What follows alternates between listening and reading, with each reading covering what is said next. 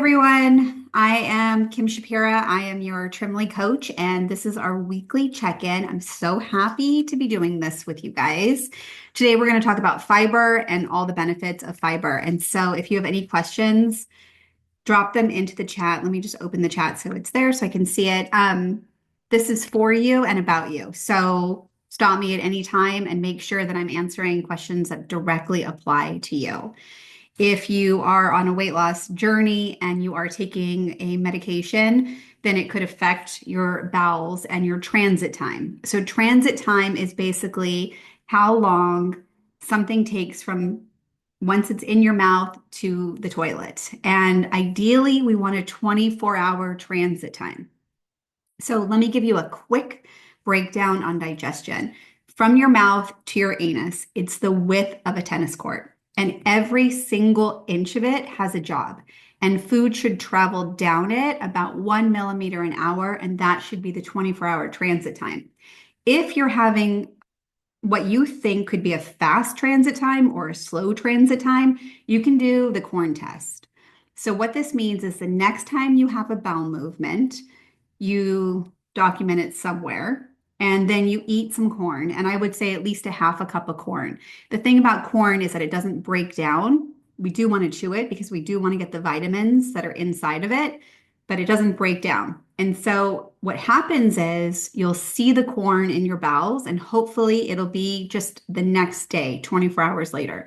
But this will give you an idea of your transit time. And your transit time could be affected by lots of different things. And if it's slow right now, we can speed it up. If it's too fast, we can slow it down. And so we're going to talk about that today. Okay, where do I start? Let's talk about a slow transit time really quickly, because this is very important when we're talking about fiber. Your consumption of fiber directly impacts how fast or how slow your bowel movements move through your system. So I mentioned that your digestive tract has like a job. Every millimeter basically has a job that is necessary for pulling things out and for making sure that you're absorbing the nutrients inside the food. Fiber also is a bulking agent. So it does a couple things. It feeds your microbiome system, which is really important for keeping your immune system strong and your gut healthy and so many other things.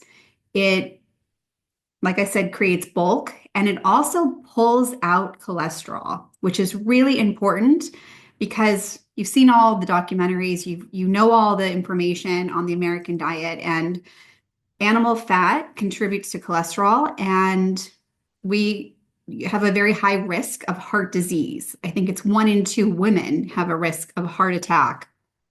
So it helps pull cholesterol, which is one of those things that contributes to a heart attack. And we can talk about that at another weekly check-in. But one thing about fiber is that it pulls it out. Another thing it does is it pulls out what's called dirty estrogen. So we have 5 types of estrogen, and sometimes estrogen can get stuck, sort of like that's the way to think about it. I've heard a metaphor where if you're thinking about like almost like a faucet, you turn on the faucet, estrogen can get stuck in the pipes where the water's coming out. It can get stuck in the bowl. It can get stuck in the drain. It can get stuck somewhere else in the plumbing. Lots of opportunities in our body for dirty estrogen to get stuck, which then increases our risks of all sorts of hormonal cancers. So fiber pulls out dirty estrogen, lowering our risk significantly. A woman needs about 25 grams of fiber every single day. A man needs about 30 to 35 every single day. These are like non-negotiables. And, here's the thing about the slow transit time. That's the one we're dealing with first. Yeah. Okay. So slow transit time. It means that you don't have enough fiber. It means that this motion, this movement isn't fast enough. So here's some fun things. When you are about to eat, the first thing you want to do is smell your food. When you smell your food, it actually creates enzymes in your saliva that tell your body you're about to get food. So we can do this all right now just by thinking about something like lemons. We can all think about lemons and how sour they are. And what happens is it starts creating saliva. That saliva helps break down the food, which is really necessary for our gut health. The second thing that we want to do is we want to chew our food really, really well because it's the only mechanical breakdown we have of breaking down the food. The rest is basically this. And so we're not going to be able to break down the food and we're not going to be able to get the fibers, and they're literally fibers. We're not going to be able to get them if we're not breaking down the food. Okay, so we want to have, again, between 25 and 30 grams for a woman and between 30 and 35 for a man. Here's the most important thing you need to know. If you have a slow transit time, we definitely know you're not moving your body enough because you're not creating this like motion in your body, which, sit-ups, any sort of walking just gets that motion started. Eating first thing in the morning also creates this peristalsis, which we really need to happen. Chewing your food creates it, and eating every 3 hours creates it. So if you are going to the bathroom every 3 or 4 days and you add 25 or 35 grams of fiber, then you might feel bloated, constipated, still, or gassy. It's because you're in the habit of going every 3 or 4 days. Adding fiber today is not going to change your bowel habit. What has to happen is you have to be consistent in adding in the fiber to start going to the bathroom. So there is a Bristol poop chart that you can read, and it says, basically 1 looks like rabbit pellets, 2 looks like golf balls, 3 looks like a sausage, 4 is a bigger sausage, and then it starts getting messy where 5 you start looking like frozen yogurt, 6 kind of looks like a milkshake, and 7 is globby and floating and all sorts of things. We are striving for 3s and 4s. And so what happens when you add fiber, and you have to add the fiber, and I'll tell you where to get it in a second, you have to add it. But when you start adding it, what's happening is your body doesn't respond in the way you want it to right away. And so it might change a couple things. First, you might be uncomfortable. You have to keep going. I'm sorry about that.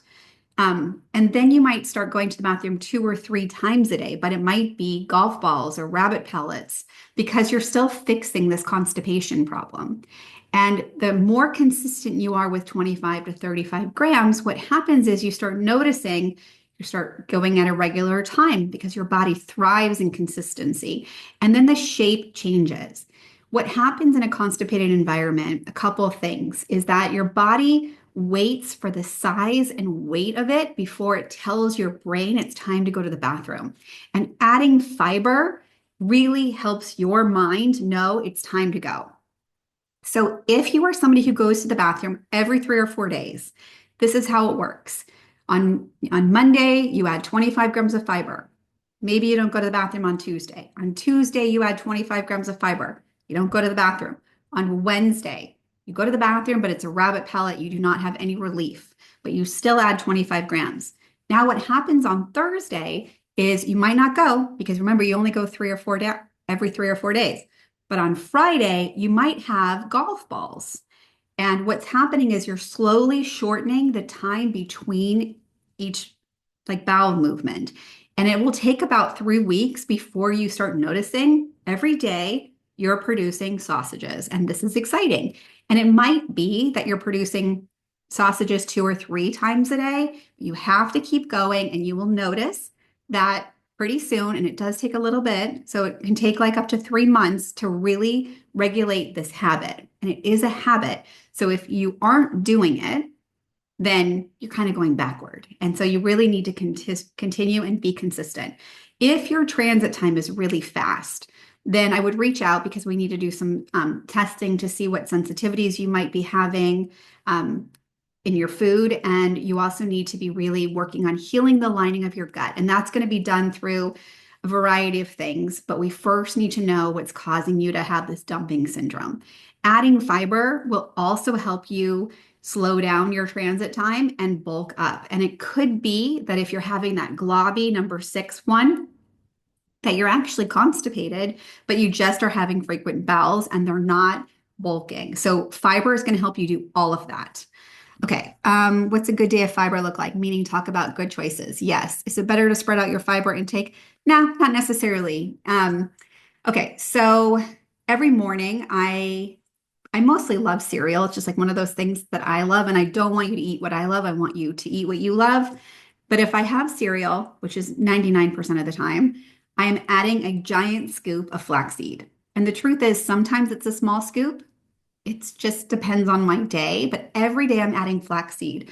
That's going to give me lignans, it's going to give me fiber, and it's going to give me omega 3s, which are going to impact the health of my gut, my brain, and my heart. My cereal choices usually has between 5 and 10 grams of fiber, and the flaxseed has probably another two, three, four, or five, depending on the serving. So I'm already at 10 or 11. Then somewhere in my day, I try to have seeds. I try to add at least 4 or 5 servings of vegetables and beans and legumes. Beans and legumes are the highest source of fiber. You could have half a cup and be getting 16 grams. I always try and choose whole grain bread. So people might be buying whole wheat bread. It's not the same thing as whole grain. So you want to look for the whole grain, which is both the bran and the endosperm, and they're generally high in fiber.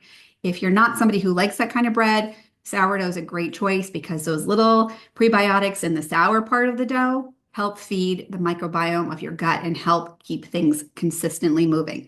So your best choices would be coming from a soluble fiber like bread and starches, and then adding legumes or seeds, which will give you a small percentage. Sesame seeds are pretty high, but try and add garbanzo beans, kidney beans, black beans, anything like that you can. And I know some of you are like, but I get gassy, I get bloated, but you won't as long as and as soon as we regulate your bowels, okay? Try and choose bread that has at least 5 grams per serving, and there's a ton of versions. Okay. All right. Ran through it all. Hopefully, this was helpful, and can't wait to hear what you guys think. See you next week.